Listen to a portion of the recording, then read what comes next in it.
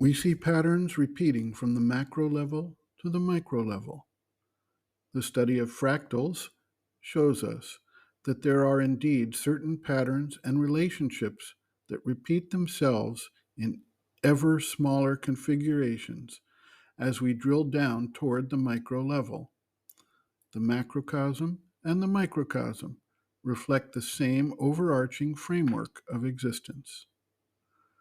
Whatever powers of consciousness occur in the human individual have developed through evolution of these powers, which were previously involved in gross matter. They were involved there from a separately existent plane or world of consciousness that has its native principle based in those successive relations of consciousness.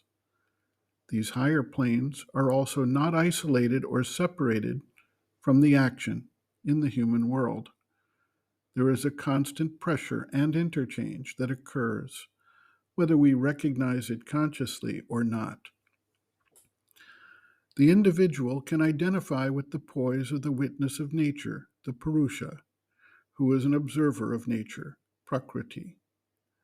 This takes place at the individual level, but is not isolated from the larger universal manifestation. And we can then recognize the need for a similar witness consciousness at the universal level and able to observe and eventually direct the action on these higher planes or worlds. As above, so below. As below, so above. If then becomes possible for the Purusha at the individual level to shift the standpoint to that of the universal Purusha, and thereby participate consciously in the larger divine manifestation and the powers of each plane or world. This becomes a conduit for these higher powers to be consciously channeled into the action of the individual nexus. Sri Aurobindo writes, quote, "The universal Purusha dwells in all these planes in a certain simultaneity and builds upon each of these principles a world or series of worlds with its beings who live in the nature of that principle. Man, the microcosm, has all these planes in his own being, ranged from his subconscient to his superconscient existence.